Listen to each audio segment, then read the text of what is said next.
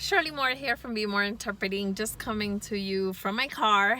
I wanted to share with you guys an experience that I had this weekend that was life-changing. So recently I was meeting with someone who was sharing with me that whenever she is in a space and she's about to interpret and she hears that there's someone that speaks her language, which for her is Spanish, in the room, she gets super nervous. And I'm like, oh my gosh, me too. You know, I've been interpreting since I was 6 years old. Like, this is what I've always done. And yet still, when I get in the room and there's someone that speaks my language, I get completely nervous. And I question everything that I say, and I'm hyper analytical about what's going on. But not to the level that it happened to me this weekend. So this weekend I went to go interpret at a conference at a very high-end university, an Ivy League university. I've done it a million times before. They put me in a booth and I'm behind closed doors and I'm interpreting into the microphone and no one can see me. And so I feel confident because I'm not dead center.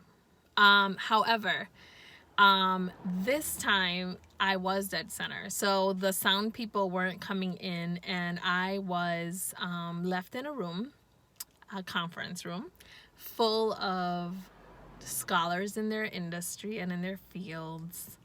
And I had to interpret from the front of the room all day.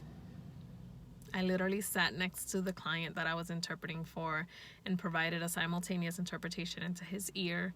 And then whenever he responded or when he presented, I stood next to him in front of this whole audience and provided a consecutive interpretation. And I have to say, I have never been so scared to do something in my life. There was this combination of, number one, I'm in an academic setting. Am I going to get these words correct? Even though I had looked over everything and I was completely comfortable.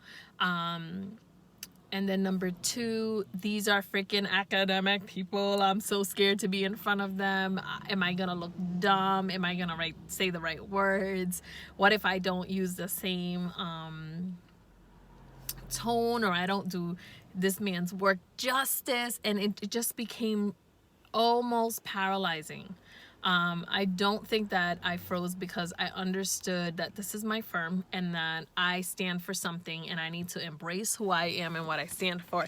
But I was so scared. And so I wanted to share this story, not so much because I want you to hear my story, but more because I think that we as interpreters, especially interpreters who truly love their craft and who are focused on really client-centered services, we take so much pride in our work that when there's someone else who can hear us in both languages and make determinations about us, we become fearful and there's an apprehension. And that's a result of really our acknowledgement and our humility and the fact that we realize that, oh my gosh, a mistake that I make could literally mess up someone's life or mess up someone's work, not using the right tense at the right moment. What if I skip a word that's important? You know, all these questions and things sort of race through your mind when you're sitting in these settings. And so I wanted to just encourage other interpreters, you know, it's okay. We're not expected to be perfect. We're not expected to figure things out the first time. We're expected to be efficient, skillful, and powerful. And part of that comes with, hey, I don't understand this. Can I get some clarification? When you have that access. So feel free to do that. And, you know, don't feel alone in that because we're all doing it. We're all suffering it at one time or another. Like I said before, you know, 30 years interpreting and I still get nervous. So just walk in your be confident in who you are and trust yourself because you're doing a wonderful job and that no one criticizes you as much as you criticize yourself. Have a great day. Thank you so much for listening to my rant about my experience this Saturday. My name is Shirley Moore, and I am one of the founders of Be More Interpreting in Providence, Rhode Island.